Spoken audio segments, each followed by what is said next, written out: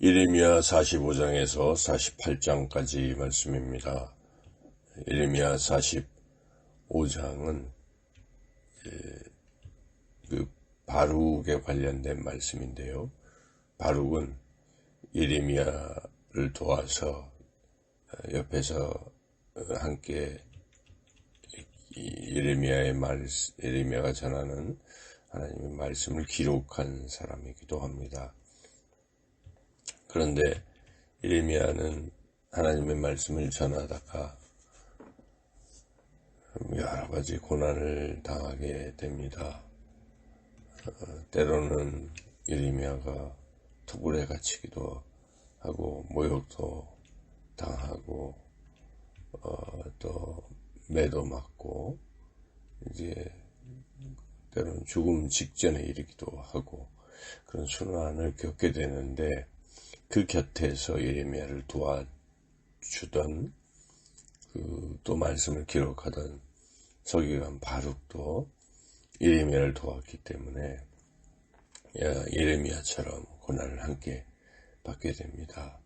이에 바룩은 그 고난 때문에 하나님 앞에서 탄식하고 피곤해하고 평안을 찾지 못한다라고 말합니다. 그럴 때 하나님께서 그러한 바룩의 사정과 형편을 또 아시고 위로를 해주십니다. 네가 지금까지 네 자신의 영광이 아니라 나의 영광, 하나님의 영광을 위해서 그 일을 해왔는데 앞으로도 계속 그렇게만 한다면 너의 생명을 보존해 줄 것이다 라고 하나님께서 약속하십니다. 우리가 하나님의 일을 하다가 하나님의 영광을 위해 일을 하다가 때로는 어려움을 당하기도 하고 고난을 당할 수도 있습니다. 그러나 좌절하지 않고 끝까지 오직 하나님의 영광을 위해 주신 사명을 잘 감당한다면 하나님께서는 우리의 생명을 끝까지 보존해 주실 것입니다. 이제 예레미야 46장부터 말씀인데 51장까지 유다 주변의 10개국에 대한 심판을 예언하는 그런 말씀인데요. 46장은 애굽에 대한 심판 예고의 말씀입니다. 그래서 애굽이 갈그미스 전투에서 패배할 것이다. 그래서 바벨론에 패배하고 바벨론에 멸망될 것이다 라는 것을 예언은 하십니다. 그리고 마침내 바벨론이 주전 586년에 애굽도 멸망시킵니다. 그런데 하나님께서 그들도 다시 회복시키실 것이다 라고 말씀하십니다. 그러하면서 또한 하물며 하나님의 백성이겠느냐, 하나님께서 반드시 이스라엘도 다시 회복시키실 것도 말씀하십니다. 그래서 이 말씀 통해서 당시의 세계 최강대국인 애굽도 멸망된다. 유다가 의지했던 그 애굽도 멸망한다라는 것을 말씀하십니다. 우리가 무엇을 의지하는가? 애굽을 의지하는 것처럼, 유다가 애굽을 의지하는 것처럼 우리도 세상의 힘, 또 세상의 재물을 의지하고 있는가? 하나님을 의지하지 않는다면, 다른 것을 의지한다면 그 의지하는 것이 일시에 애굽처럼 사라지게 된다는 것을 우리가 맛보게 될 것입니다. 그 어떤 것도 다 하나님의 통치를 받는 것이죠. 그래서 우리는 오직 하나님만 의지하며 살아가야 하겠습니다. 이제 예레미야 47장 말씀입니다. 예레미야 47장 블레셋에 대한 심판을 말씀하고 있습니다. 역사적으로 볼 때 블레셋은 처음에는 애굽에게 공격을 받았다가 나중에 이제 주전 604년 북이스라엘 남유다가 멸망하기 전에 바벨론에 의해서 블레셋이 먼저 멸망하게 합니다. 그래서 그와 같이 블레셋도 결국 멸망한다. 근데 블레셋은 어떤 나라겠습니까? 하나님의 백성인 이스라엘을 쉼없이 괴롭혔던 그러한 민족입니다. 하나님께서는 하나님의 백성을 괴롭히는 세력들에 대해서 반드시 심판하신다는 것을 우리가 깨닫게 됩니다.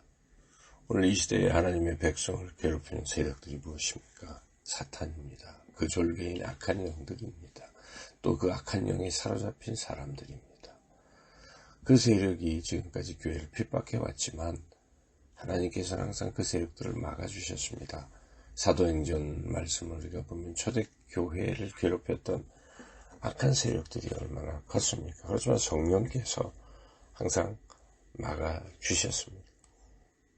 또한 역사 속에서 그 로마가 기독교를 박해했었습니다. 그러나 하나님께서 막아주시고 나중에는 로마가 기독교 나라가 되지 않았습니까?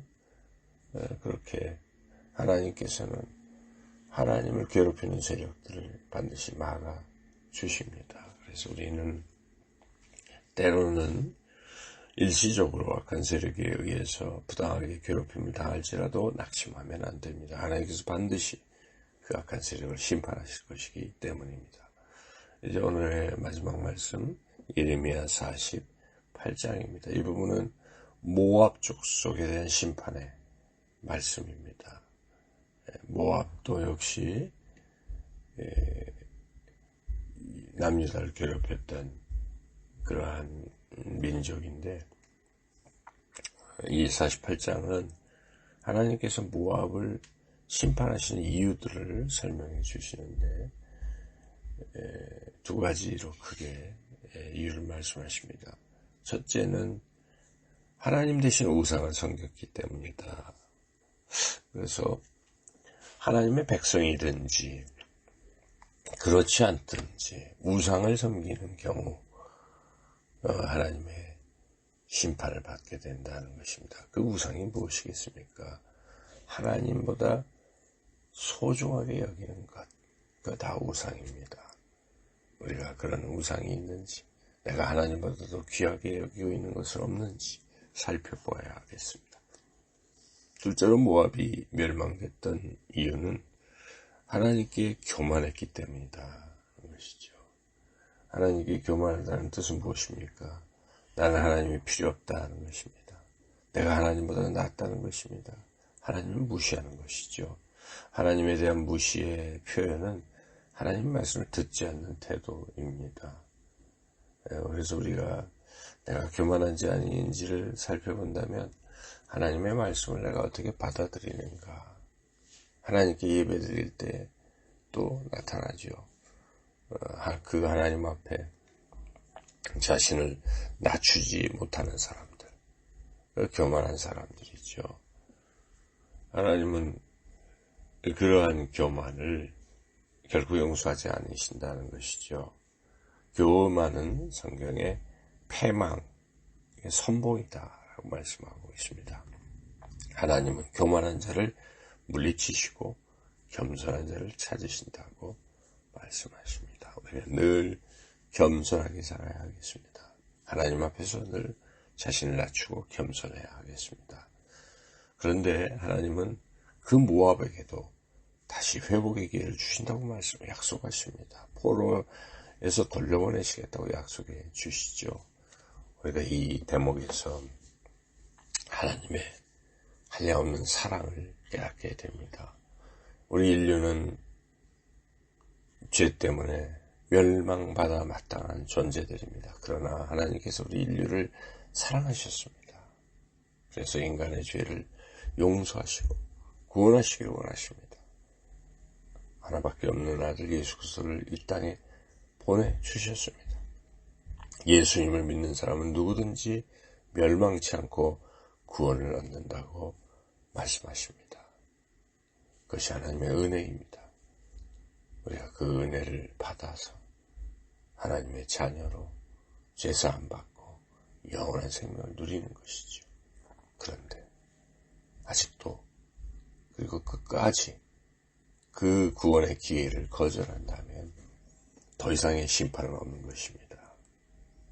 우리가 아직도 하나님을 믿지 않는 영혼들에 대해서 이러한 절박한 심정을 가지고 복음을 전하며 오늘도 살아가는 저와 여러분 모두가 되시기를 주님의 이름으로 축원합니다.